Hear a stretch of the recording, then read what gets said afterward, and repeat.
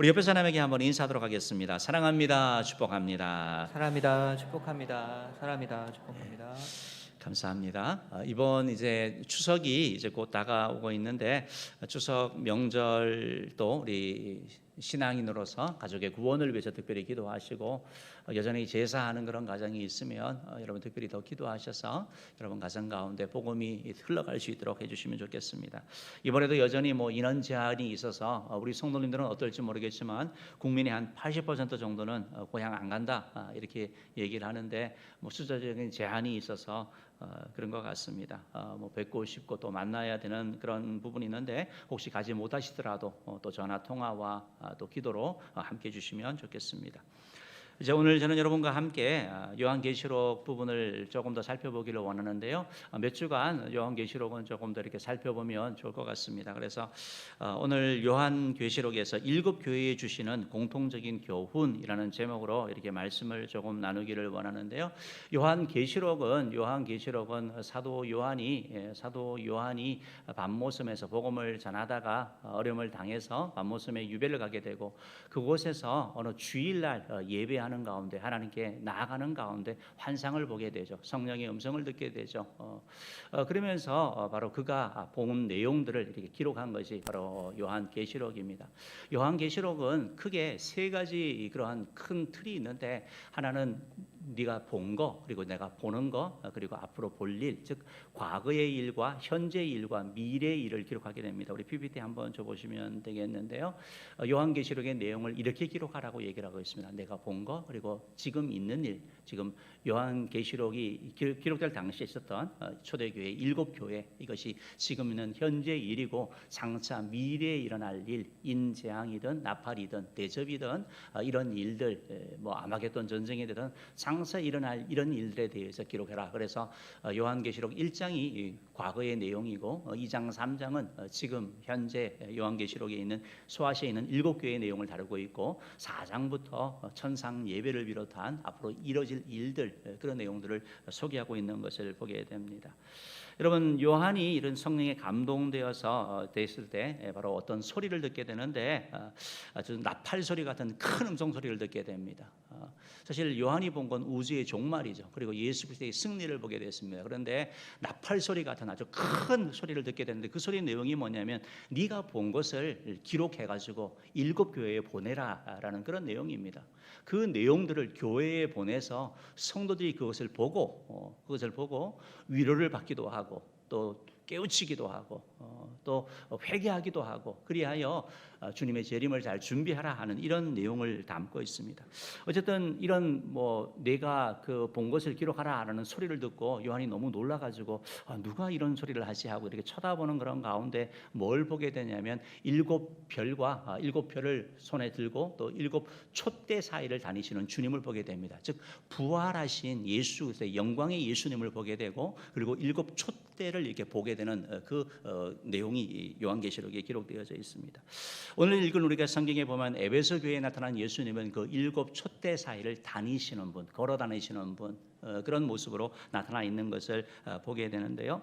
이 금촛대로 기록된 것은 구약의 스가랴서에 나타나 있는 그 순금 등대와 7 등잔에서 유래한 것으로 바로 요한계시록에서는 그 금촛대가 바로 7교회다, 7촛대다, 네가 본 촛대는 바로 7교회다라는 것을 말씀하고 있는 것을 보게 됩니다. 요한계시록 2장과 3장은 이 소아시아에 있는 7교회에 대한 진단, 예수님의 진단이 담겨져 있습니다. 어떤 교회는 예수님이 칭찬을 하시고 어떤 교회는 책망을 하시고 어떤 교회는 칭찬과 책망을 같이 하는 것을 우리가 보게 되는 것입니다. 오늘 여러분과 함께 요한계시록 2장 3장 전체를 다 할 수가 없기 때문에 제일 첫 번째 나오는 에베소 교회를 중심으로 해서 모든 교회에 공통적으로 하시는 메시지, 모든 교회에게 해당되는 그러한 세 가지 그런 교훈을 같이 얻고 그래서 개개의 교회마다 어떤 특징이 있지만 그러나 공통적인 그런 교훈을 찾기를 원합니다. 그러면 요한계시록의 이 7교회를 통해 가지고 우리에게 주시는 첫 번째 교훈은 뭐냐면 예수님이 교회를 사랑하신다라는 겁니다. 주님은 교회를 사랑하세요. 교회를 사랑하세요. 교회는 예수 그리스도께서 친히 만드셨죠. 예수님이 피 흘려 사셨다라고 우리가 찬양했지 않습니까? 교회의 참된 터는 예수 그리스도라고 고백을 하는 것처럼 예수님은 교회의 머리가 되시기 때문에 예수님은 교회를 너무너무 사랑하셔요. 그래서 교회를 사랑하는 자에게 은혜를 주시고 교회를 핍박하고 교회를 무너뜨리는 자에게는 항상 어려움을 주는 것을 보게 되는 것입니다. 오늘 이제 계시록의 이제 첫 문장이 지난 시간에 말씀드린 것처럼 요한계시록이라고 부르지만 사실은 요한계시록이 아니라 예수 그리스도의 계시다라고 이렇게 시작된다고 말씀드렸습니다. 그래서 요한계시록의 중심은 바로 예수님이고 바로 이 소아시아의 7 교회에 편지를 보내는 분도 예수님인 것을 우리가 알게 되는 것입니다. 우리 PPT 한번 줘보실래요? 우리 7 교회 한번 이렇게 한번 다시 한번 그림 한번 이렇게 한번 볼까요? 혹시 가능한가요? 예. 지금 반모섬이 있고요. 그래서 말씀드렸던 것처럼 에베소 교회, 저 에게해거든요. 에게해 바다는. 그래서 지금의 터키입니다. 지금의 터키 지역이 저 소아시아 지역이 되는 것이고 에베소 교회, 서머나 교회, 버가모 교회, 두하디라 교회, 사대 교회, 빌라델비아 교회, 라우디게아 교회에 이렇게 보내는 것을 이렇게 보게 되는 것입니다. 그래서 에베소 교회는 항구라는 거 여러분이 조금 이렇게 주시면 훨씬 더 나을 것입니다. 어쨌든 이런 내용들을 이렇게 보냈는데 소아시아의 이런 교회들에게 편지를 보내시는 분이 바로 주님인 것을 말씀하고 있는데 예수님은 각 교회마다 다른 모습으로 나타납니다. 여러분 편지들마다 어느 교회에 보낸다 하고 그 다음에 나오는 얘기가 뭐냐면 예수님이 어떤 분인지 소개하고 있는 거예요. 계시록 2장 1절 말씀 에베소 교회에 나타난 예수님의 모습을 우리 한번 읽어보도록 하겠습니다. 읽어봅시다. 시작. 에베소 교회 사자에게 편지하라. 오른손에 있는 7뼈를 붙잡고 7 금촛대 사이를 거니시는 이가 이르시되. 그러니까 예수님의 에베소 교회에는 어떤 모습이냐면 7 벼를 붙잡고 계시고요. 오른손으로. 그리고 7 금촛대 사이를 거니시는 것, 다니시는 걸 말하는 거예요. 살피시는 걸 얘기를 하는 거예요. 관심을 가지고 여기를 다니시면서 돌보는 걸 얘기를 하는 거예요. 이게 바로 주님이라는 거예요. 여러분 7 금촛대가 우리가 교회라는 거 아는 거죠. 그러면 예수님께서 교회에 대하여 얼만큼 관심 가지고 살피는 거, 두루 거니는 이런 주님의 모습을 우리가 살펴볼 수 있는 거죠. 요한계시록 2장 8절에 보면 서머나 교회의 예수님은 이런 모습으로 나타나는데요. 한번 읽어보겠습니다. 시작. 서머나 교회 사자에게 편지하라. 처음이며 마지막이요 죽었다가 살아나신 이가 이르시되. 예수님께서 서머나 교회에는 어떻게 표시하시냐면 내가 예수님에 대하여 처음이고 마지막이다. 창조가 되고 마지막 심판이 된다. 끝이 된다라고 말씀하고 있는 거예요. 예수님이. 그러면서 죽었다가 다시 살아나시니 즉 구원자인 걸 말씀하고 있는 거예요. 여러분 예수님께서 죽었다가 살아나심으로 말미암아 교회를 세우신 거거든요. 그러니까 교회를 위해 그렇게 희생하신 예수님이라고 자기 자신을 우리 가운데 보여주고 있는 걸 알게 되는 거죠. 라우디게아 교회에서도 예수님은 이렇게 자기 자신을 소개하고 있습니다. 계시록 3장 14절 말씀 한번 읽어보겠습니다. 시작. 라오디게아 교회 사자에게 편지하라. 아멘이시오 충성되고 참된 증인이시오 하나님의 창조의 근본이신 이가 이르시되. 예, 마지막 교회가 라우디게아 교회거든요. 라우디게아 교회는 책망만 받은 교회죠. 서머나 교회는 칭찬만 받은 교회고 어쨌든 이 라우디게아 교회에 하는 말씀이 뭐냐면 예수님께서 아멘이고 충성이고 참된 증인이고 하나님의 창조의 근본이시다라고 얘기를 하면서 어떻게 보면 흔들리는 정말 미지근한 신앙생활하는 그들에게 예수님은 그런 존재가 아닌 거죠. 진리죠, 참이죠. 참되신 분이고 충성된 분이고 참된 증인인 거 이런 예수님의 모습을 보여주면서 너희들도 이런 삶을 살라라고 사실은 도전하는 것을 보게 되는 거죠. 어쨌든 요한계시록의 7 교회의 처음 시작은 바로 예수님의 모습을 우리들 가운데 보여주면서 예수님이 어떤 분인지 말씀하고 있는 거죠. 그리고 그 예수님께서 이르시되 그 예수님께서 말씀하셨다라고 얘기를 하고 있습니다. 예수님이 어디에 대하여 말합니까? 교회에 대하여 말을 하는 거죠. 그러니까 예수님께서 7 교회에 이 편지를 보냈다라는 그 말은 뭐냐면 예수님의 관심이 교회라는 거예요. 교회. 권력도 아니고 기업도 아니고 예수님의 관심이 교회예요. 교회. 그래서 교회에 대해서 이걸 보내면서 예수님의 관심과 사랑을 우리가 느낄 수 있는 것이죠. 여러분 교회를 표현하면서 금촛대라고 표현되는 거 여러분 보시겠어요? 촛대인데 그냥 촛대가 아니에요. 금촛대예요. 금촛대.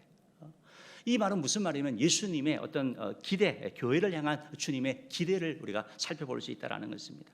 여러분, 교회는 어두운 세상에 금이 빛나잖아요. 빛나는 것처럼 어두운 세상에 빛을 발하는 것이 바로 교회라는 거예요. 여러분, 금은 귀한 겁니다. 보배로운 거예요. 불변하는 거예요. 마찬가지로 교회가 세상 가운데 불변하는 진리를 전하는 것이고, 바로 세상 가운데 변하지 않는 영원한 인류 구원의 그러한 기관으로 쓸 수 있는 것. 그렇기 때문에 교회를 향하여 금촛대라라고 말씀하고 있는 거죠. 그러니까 주님께서 교회를 향하여 금촛대니까 금촛대의 역할을 하기를 원하는 그런 기대가 그 가운데 있다라는 것을 우리가 알게 되는 것입니다.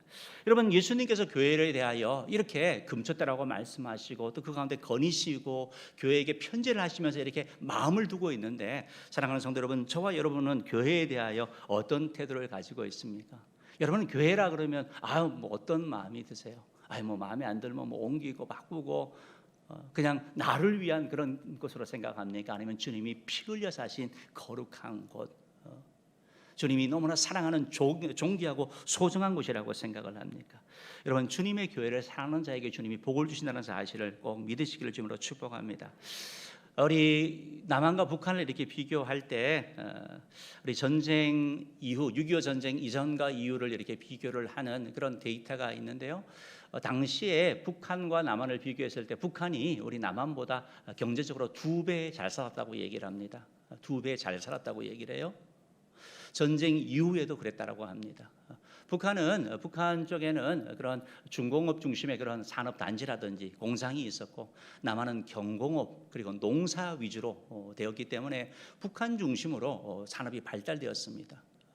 그래서 심지어 60년대까지만 하더라도 북한이 훨씬 잘 살았습니다. 그래서 남한에 대해서 너희 자유민주주의를 선택을 했지만 너희들 가난한 사람들, 실업자들 고아 구제하겠다 하면서 지원한다라고 이렇게 우리 좀 구제해 주겠다고 이런 얘기를 했대요. 자료에 보니까. 여러분, 그렇지만 세월이 지나서 보면 지금은 북한은 완전히 딴 존재가 되어 있거든요. 여러분, 우리 한국 교회에 부흥이 있습니다. 한국 교회가 이렇게 세계 역사상 유례없는 부흥을 하게 된 것은 1907년에 대부흥 운동을 얘기를 합니다. 1907년에 부흥 운동은 회개 운동이거든요. 그것도 평양 부흥 운동입니다. 평양 부흥 운동. 길선주 목사님을 통하여, 장로님을 통하여 일어났던 회개 운동이죠. 그러니까 성령의 그런 역사들이 평양에 있었어요. 북한에 있었어요. 그래서 심지어 평양을 향하여 동양의 예루살렘이라 이렇게 불렀단 말이에요. 그런데 여러분, 공산주의 그러면 사실은 매력적이죠. 그렇잖아요. 다 평등하게 하니까, 똑같이 나눠주니까 얼마나 매력적입니까? 일을 많이 좀 못한다 하더라도 똑같이 나눠주니까 얼마나 좋아요. 사상은 매력적이죠. 그런데 공산주의는 뭐가 문제가 되냐면 기독교를 용인하지는 않습니다. 사상적으로는 어떨지 모르겠어요. 매력적인지 모르겠지만 그 사상은 다 안 되는 거 다 드러났잖아요. 인류 우리 역사상 공산주의 중에 된 데가 없어요. 왜냐하면 공산주의는 교회를 용인하지 않습니다. 그래서 북한 같은 경우도 정권을 잡고 나서 제일 먼저 한 일이 뭡니까? 교회에 못 모이게 하는 거, 교회 예배를 방해하고 목회자를, 우리 장로님들을 핍박하고, 결국 그래서 교회를 무너뜨리는 이런 일들이 일어난 것이죠. 그것 때문에 그 6.25 전쟁 그러한 과정 가운데서도 북한에 얼마나 많은 성도들이 남한으로 내려왔습니까? 그래서 영락교회라든지 아니면 부산의 그런 교회라든지 피난 가서도 계속 그 탈북민들이 교회를 세웠다고 해요. 그만큼 교회의 중심이었고 하나님 중심의 삶을 살아가는 걸 보게 되는 것입니다. 여러분, 세월이 지나서 지금 남한과 북한은 너무나 차이가, 비교할 수 없는 그런 차이가 나는데, 이런 걸 봤을 때 우리나라 국민들이 열심히 일한 그런 것들도 있지만, 그러나 하나님의 교회를 선택하고 신앙을 선택한 우리 민족에 대한 하나님의 그런 축복이 어느 정도 있다고 저는 믿습니다. 여러분, 교회를 선택하는 것, 교회를 기이 여기는 것 너무나 좋은 자세예요. 개척교회를 우리도 개척교회를 거쳤고 이런 작은 교회를 하게 되면 작은 교회를 하면 사람들에게 좀 더 무시하는 것 같아요. 그래서 예배를 방해하기도 하고 차례를 끝나고 나서도 막 뭐라 그러는 그런 사람들이 있었거든요. 근데 여러분, 한번 그렇게 교회를 핍박하고 했던 사람들의 최후를 한번 보시라고요. 몇 년 이후의 삶을 보시라고요. 아름다운 삶이 별로 없습니다. 사도 바울처럼 회개하고 돌이키지 않는 삶에는 하나님의 진노가 따르는 것.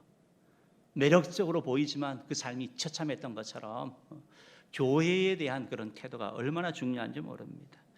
여러분, 교회를 위하여 손해보고 교회를 보고 참고 헌신하고 땀 흘린 분들, 그들의 미래, 지금 당장 뭐 손해보는 것 같고 뭔가 보이지 않는 것 같지만 저는 하나님께서 그들에게 갚아주실 줄 믿습니다. 자녀들에게 은혜 주실 줄 믿습니다. 이게 성경이 가르치는 그런 교훈이에요. 여러분, 최근에 우리가 코로나를 겪으면서 정말 우려하는 그런 일인데, 코로나를 겪으면서 정치인과 언론인들을 통해 가지고 교회에 대한 계속 부정적인 이미지가 계속 심겨졌습니다. 계속 심겨졌습니다. 뭐 5 정도 잘못했다고 한다면 한 10, 50, 100 정도 잘못한 것처럼 과장하기도 했고, 몇몇 교회의 잘못을 모든 교회의 잘못으로 일반화시켜서 그런 오류를 범하기도 했고, 교회 가운데 코로나를 원하는 교회가 어디 있겠어요? 다 해보려고 하다가 이제 그런 일이 생긴 거죠. 그런데 계속해서 적대적이고 교회에 대한 그런 부정적인 내용들이 계속 실렸습니다. 뭐 우리 기성세대들이야 정치하는 분들이나 또 언론인들 특성상 자극적인 기사를 실어야 되니까 뭐 우리 이해할 수 있고 그게 그렇게 큰 영향을 받지는 않습니다. 그런데 자라나는 세대들은 엄청 영향을 받습니다. 제가 저희 아이들에게 교회 친구 좀 전도하라 그랬더니 아빠 요새 교회 가면 이러면서 말을 안 하더라고요. 아빠 때는 어땠는지 모르지만 청년들이 그런데요. 요새도 교회 가냐고. 여러분, 이거 무서운 거거든요. 여러분, 다시 말해서 교회에 대한 그런 태도는 우리의 미래와 관련되는 거예요. 미래와 관련되는 거예요. 사랑하는 성도 여러분, 교회는 주님의 사랑이고 주님의 관심이고 교회는 주님의 몸이 됩니다. 요한계시록의 7교회가 주는 첫 번째 교훈은 예수님처럼 교회를 사랑하고 귀히 여기라는 것입니다. 은혜교회를 다니면서 주님의 몸된 교회를 정말 사랑해야지, 내가 귀히 여겨야 가지고 다짐하는 그런 저 여러분 되기를 주님으로 축복합니다. 교회의 등을 보고 또 예수님이 교회를 다니시는 것처럼 교회를 부지런히 살피십시오. 전기 낭비되지 않나, 에어컨이 가동되지 않나, 쓰레기가 떨어져 있지 않나, 때로는 어떤 위험한 그런 부분이 없는지 잘 살피시기 바랍니다. 촛대 사이를 지나시며 살피시는 예수님처럼 은혜교회를 기이 여기고 교회를 위하여 수고하고 헌신함으로 말미암아 주님께 귀한 축복을 받는 은혜 모든 성도들 되기를 주님으로 축원합니다.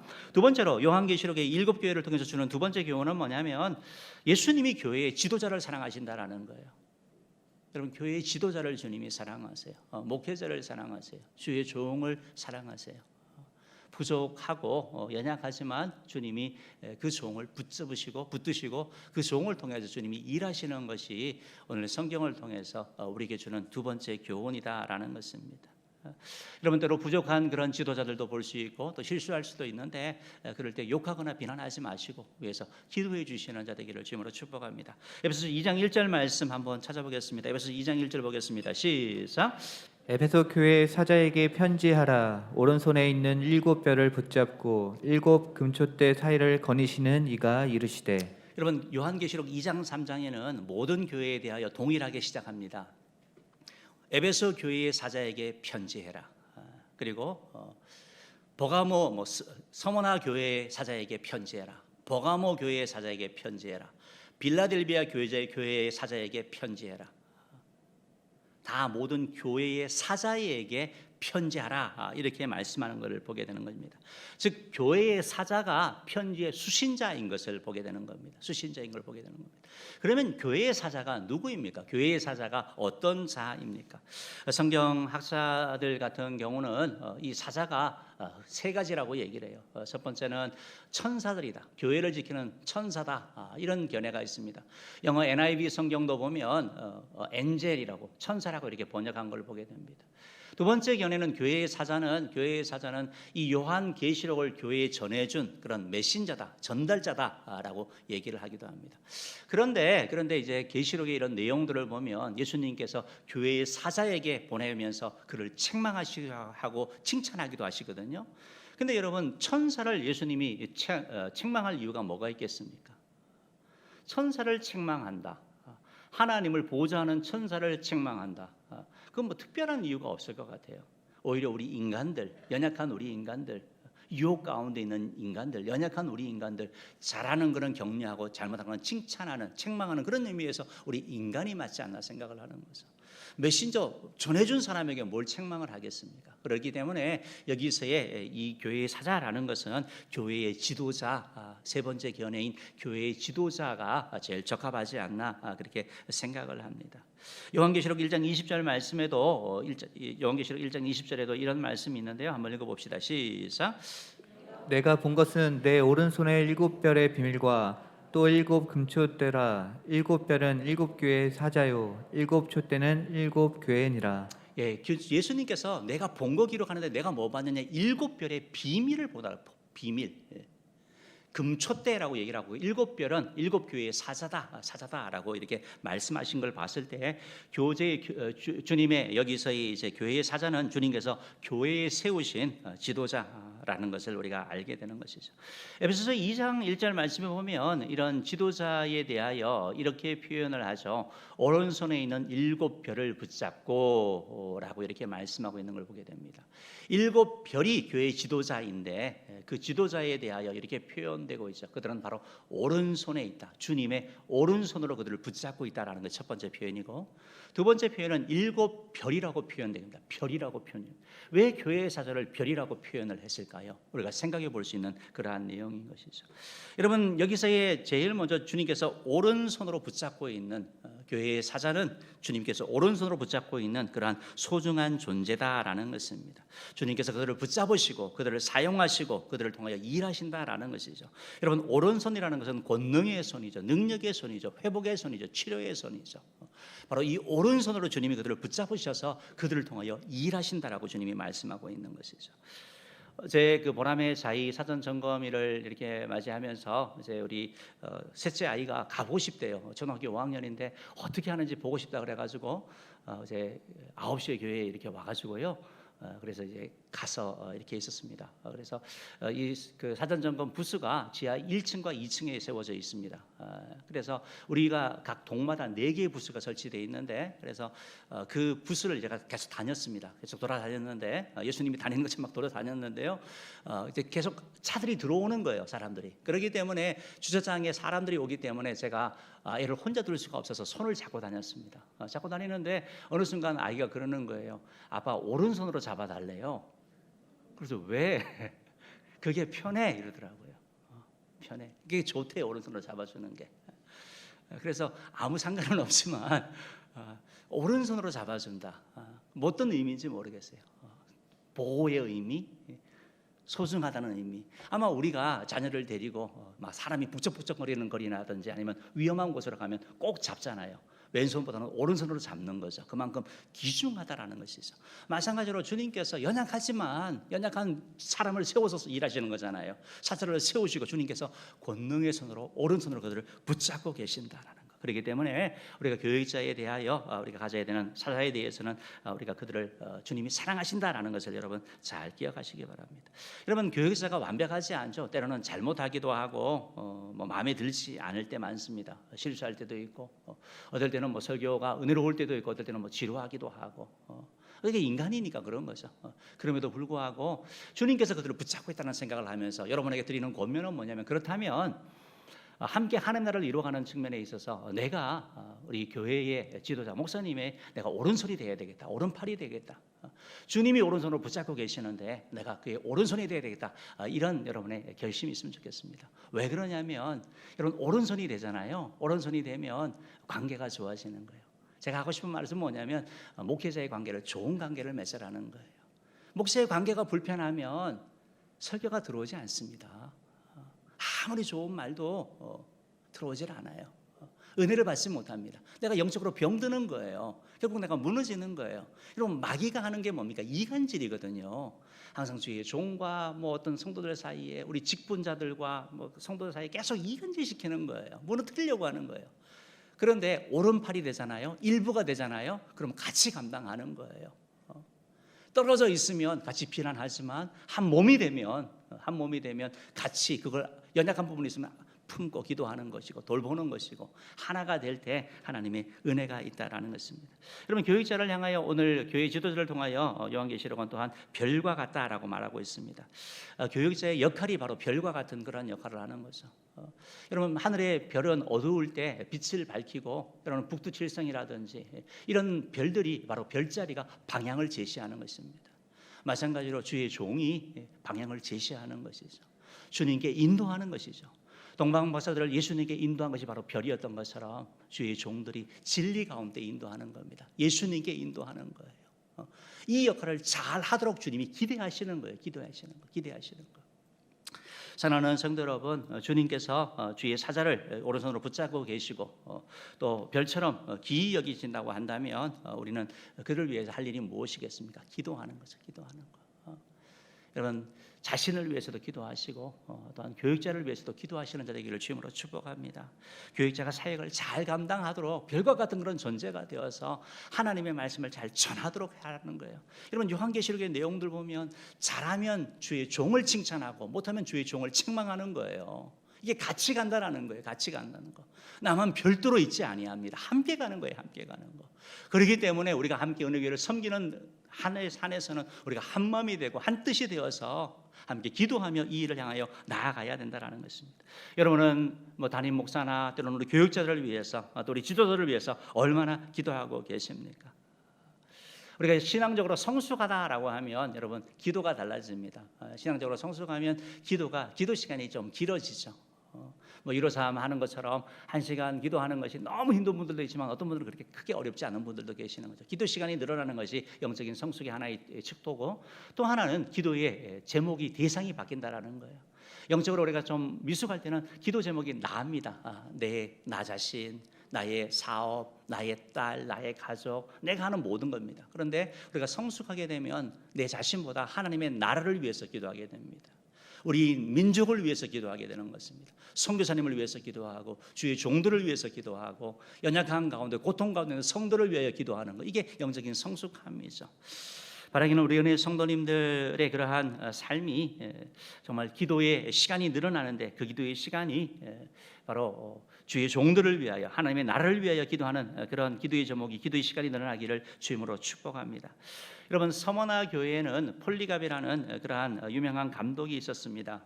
이분이 순교를 하게 되는데 순교가 너무 유명한 얘기입니다. 이분이 인품적으로 훌륭하고 그래서 당시에 사람들이 이 사람을 안 죽여보려고 살려보려고 애를 썼습니다. 그래서 예수님을 그냥 입으로만 부인하라고, 마음으로 믿어도 그냥 입으로만 부인하면 안 되겠느냐, 그냥 마음 없이라도 황제 숭배하면 안 되겠느냐라고 제안을 하는 거죠. 그때 폴리갑이 86세였습니다. 86세.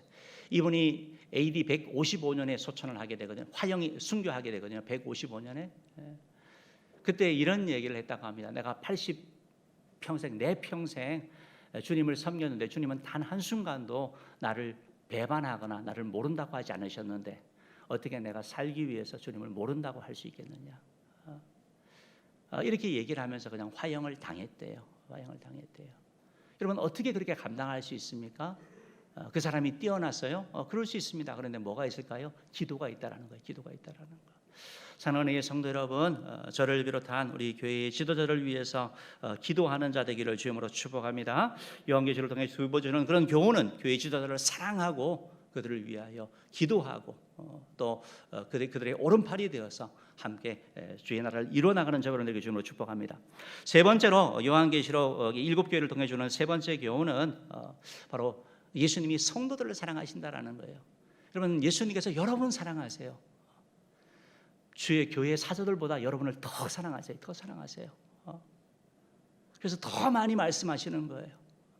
요한계시록에 우리 읽은 이 짧은 구절에서 보지만 앞에 주의 사자에 대한 거 한 절밖에 안 나옵니다.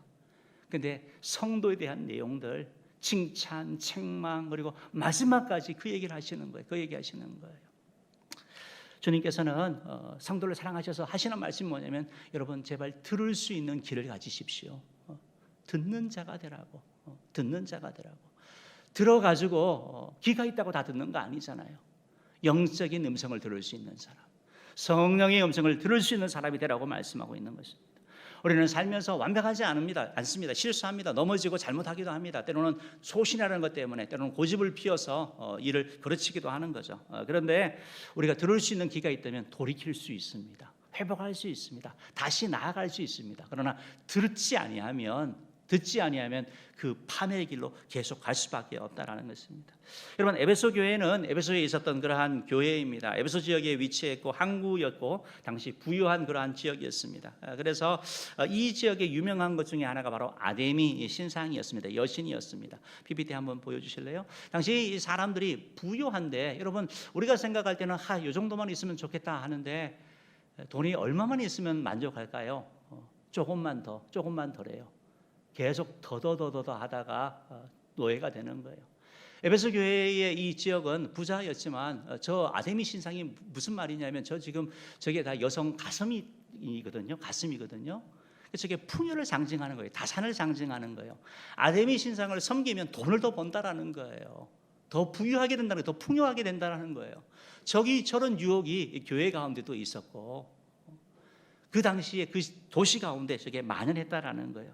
그런데 이 에베소에서 그런 우상 섬기는 그러한 가운데서 사도 바울은 3년 동안이나 목회했고 브리스길라와 아굴라 같은 좋은 동역자가 바로 에베소 교회에서 나왔고 아볼로 같은 충성스러운 일꾼이 저 교회에서 이제 함께 사역을 한 것을 보게 되는 겁니다.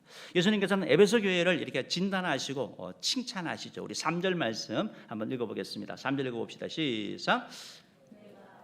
또 내가 참고 내 이름을 위하여 견디고 게으르지 아니한 것을 아노라. 요한계시록 2장 3절이요. 그래서 또 내가 참고 내 이름을 위하여 2절입니다. 2절 제가 잘못 말했네요. 2절 읽어봅시다. 시작. 내가 내 행위와 수고와 내 인내를 알고 또 악한 자들을 용납하지 아니한 것과 자칭 사도라 하되 아닌 자들을 시험하여 그의 거짓된 것을 내가 드러낸 것과. 이렇게 말씀하고 있는 칭찬하는 거예요. 칭찬. 너 믿음으로 한 행위 내가 다 알고 있다. 너 교회를 위하여 수고한 거, 땀 흘린 거 주님이 다 아신다라는 거예요. 너 참은 거, 인내한 거 다 안다라는 거예요. 그 다음에 악한 사람들, 그 사람들 공동체 가운데 들어오지 않도록 용납하지 않은 거 알고 있다. 또 자칭 사도라고 하는데 사실은 아닌 거. 즉 신천지 이단이라든지 어떤 사람이 들어왔는데 그걸 분별해낸 걸 얘기를 하는 거예요. 6절 말씀에 보면 니골라당의 행위를 미워하는 것, 잘못된 사상이 들어올 때 이 에베소 교회는 물리칠 수 있는 잘못되다는 걸 분별할 수 있는 신학적으로 되게 건전한 그런 교회였습니다. 주를 위한 헌신과 믿음과 신학적으로 건전한 그런 칭찬받는 그러한 교회였죠. 심지어 3절 말씀을 보면 주의 이름을 위하여 견디고 게으르지 아니하였다라고 말하고 있습니다. 자신을 위해서가 아니고 주님 때문에 이렇게 섬겨 나간 그런 교회라는 겁니다. 사실 우리가 신앙생활을 하다가 우리가 주님이 이 상황 알까, 내 마음 알까, 내 처지 알까 이렇게 생각할 때가 있죠. 그런데 오늘 에베소 교회를 통하여 주님이 말씀하시면서 다 내가 안다라고 말씀하고 계셔요. 주님은 여러분의 눈물, 여러분의 수고, 여러분의 헌신 다 알고 계세요. 여러분 사정 다 알고 계시는 거예요. 그분이 바로 우리의 주님이 되시고 우리에게 위로가 되시는 것이죠.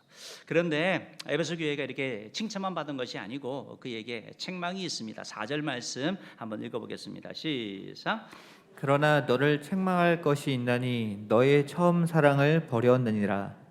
처음 사랑 버렸대요. 책망할 게 있대요. 처음 사랑 버렸다. 주님이 그러나 잘했는데 그러나 이것이 너의 처음 사랑 버린 교회라고 주님이 책망하시는 것을 보게 되는 것이죠. 여러분, 예수님께서는 교회들마다 이렇게 다 칭찬과 책망을 하게 됩니다. 우리 PPT 한번 보여주실래요? 7교회의 내용 이렇게 한번 좀 확대해서 이렇게 보여주시면 에베소 교회의 혹시 이게 보이세요? 보이세요? 잘 안 보이시죠? 예. 에베소 교회에 있어서 지금 말씀하신 것처럼 처음 사랑 버렸다라고 책망하신 것이고 서머나 교회는 칭찬만 받습니다. 그러면서 그에게 내가 죽도록 충성하라. 그리하면 내가 생명의 멸관을 내게 줄 것이다. 환난을 두려워하지 말라라고 말씀하시죠. 버가모 교회에서는 내가 두어 가지 책망할 것이 있다라고 하면서 책망과 칭찬을 하시고요. 두아디아 교회에 있어서는 내가 너에게 있는 것이 내가 올 때까지 굳게 잡아라 이렇게 권면하시고, 사대 교회에 있어서는 이런 말씀하시죠. 책망만 받습니다. 내가 살았다는 이름은 있으나 죽은 자다. 뭐 다 하는데 생명이 없는 거예요. 빌라델비아 교회에 대해서는 내가 내 앞에 열린 문을 뒀다. 그리고 칭찬받은 교회는 빌라델비아 교회와 서머나 교회는 칭찬만 받은 것을 우리가 보게 되는 것이죠. 마지막 라오디게아 교회는, 마지막 교회는 이런 말씀을 합니다. 내가 뜨겁지도 아니하고 차갑지도 아니하고 뜨겁지도 아니하고 미지근하니 내가 내 입에서 너를 토하여 버리리라, 내치리라 이렇게 표현하는 거. 뜨겁든지 차든지 해라. 차든지 해라. 주님 이렇게 책망하시는 내용을 보게 됩니다. 그러면 예수님께서 이 내용들을 이 교회에 보내신 이유가 이런 정보를 주기 위한 것입니까? 너희들의 상태가 이런 거야 라고 알려주기 위한 것입니까? 여기서 머무는 건 아니죠. 예수님의 마음은 뭐냐면 이걸 통해 가지고 사랑하는 성도들이 주님 앞에 돌아오기를 원하는 거예요. 7절 말씀 읽어봅시다. 7절 말씀 읽어봅시다. 시작. 요한계시록 2장 7절 읽어봅시다. 시작. 귀 있는 자는 성령이 교회들에게 하시는 말씀을 들을지어다. 이기는 그에게는 내가 하나님의 낙원에 있는 생명나무의 열매를 주어 먹게 하리라. 이 말씀을 하고 싶은 거예요. 들으라는 거예요. 들으라는 거. 많은 내용이 있는데 듣는 자가 되라는 거예요. 듣고 이기는 자가 되라고 말씀하고 있는 거예요. 이겨서 생명나무의 열매를 먹을까? 주님이 주시는 축복을 누리라는 거예요. 풍성한 삶을 누리라는 거예요. 예수님이 하신 말씀이 이 말씀을 하고 싶은 거예요. 이 말씀을 하고 싶은 거예요. 예수님께서 이렇게 계속 말씀하는 거죠. 우리에게 영적 귀가 열려야 되는 거예요. 주의 종을 통하여 들리기도 하고 성경 말씀을 읽으면서도 들리는 것이죠. 사랑하는 성도 여러분, 여러분들은 어떻게 주의 음성을 듣고 계십니까? 주님의 위로, 주님의 칭찬, 주님의 격려를 듣고 계십니까? 때로는 주님의 책망을 듣고 계십니까? 그게 들리지 않는다면 귀가 있기는 있는데 우리의 영적 귀가 막힌 거죠. 그래서 예수님이 하시는 말씀이 있습니다. 5절 말씀 한번 읽어봅시다. 시작. 그러므로 어디서 떨어졌는지를 생각하고 회개하여 처음 행위를 가지라. 예, 생각하라는 겁니다. 생각하라. 회개해라. 그리고 처음으로 돌아가라. 첫사랑을 잃어버렸는데 그 사랑으로 돌아가라고 주님이 말씀하고 계시는 것이죠. 여러분 이 말씀을 이렇게 보면서 이게 바로 교회가 살 길이고, 이게 지금 안 들리는 자에게 주님이 하시는 말씀이죠. 들으라는 거예요. 보라는 거예요. 왜 이런 일이 있었을까? 여러분 첫사랑을 왜 잃어버렸을까요? 에베소 교회는 주를 위하여 헌신했잖아요. 믿음이 있었잖아요. 수고가 있었잖아요. 진리를 굳게 잡았었잖아요. 그런데 그 교회가 왜 첫사랑을 잃어버렸습니까? 첫사랑을 잃어버리고도 이 일이 가능한 거죠. 왜 잃어버렸을까요? 우리도 처음에 예수를 믿고 나면 본질적으로 제일 좋은 게 예배드리는 게 제일 좋죠. 그리고 예수님에 대하여 전하고 싶죠. 자꾸 예수님 얘기하고 싶은 거예요. 그런데 시간이 흐르면서 이제 다른 거에 좀 관심이 가는 거예요. 봉사도 하게 되고 하면서, 전에는 예배 시간에 예수님만 생각을 했는데 이제 봉사를 하다 보니까 봉사 생각하고 있는 거예요. 마음이 분산돼요. 그러니까 뭐가 없어진 거예요? 첫사랑이 없어진 거예요.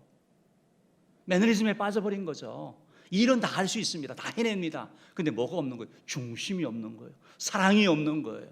그래서 주님이 하시는 말씀이 뭐냐면 네가 왜 그렇게 되는지 생각해 보라는 거예요. 돌이켜 보라는 거예요. 겉으로 잘하는 거 사람들이 봤을 땐 다 하잖아요. 그러나 주님은 우리의 중심을 원하는 거죠. 우리의 사랑을 원하는 거죠. 그리고 돌이키라고 말씀하고 있는 거죠. 우리 5절 B 부분 말씀 한 번 더 읽어보겠습니다. 읽어봅시다. 시작.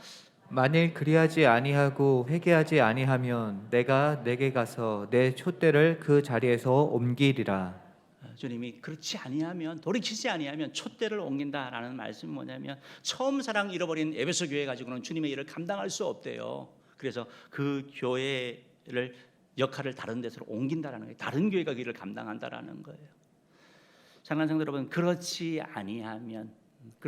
만일 그러하지 아니하고 회개하지 아니하면, 이 말씀 무슨 말입니까? 기회입니다. 기회. 우리에게 주는 축복인 것이죠. 사랑하는 성도 여러분, 예수님은 성도님들을 사랑하십니다. 우리도 우리 주변 사람들을 사랑해야 되고, 주님이 나를 사랑하는데 주님이 하시는 말씀이 뭡니까? 듣는 자가 되고 이기는 자가 되고, 그래야 주의 은혜를 누리라는 겁니다. 모든 교회마다 주님이 이기는 자에게 이런 상급 주신다, 이런 은혜 주신다고 다 약속하고 있습니다. 바르긴 은혜의 모든 성도님들께서 듣는 귀가 있어서 정말 잘하는 것은 계속 더 잘해 나가시고 잘못하는 것은 회개하고 돌이킴으로 말미암아 이기는 자 되어서 주의 은총 누리기를 주님으로 축복합니다. 기도하도록 하겠습니다.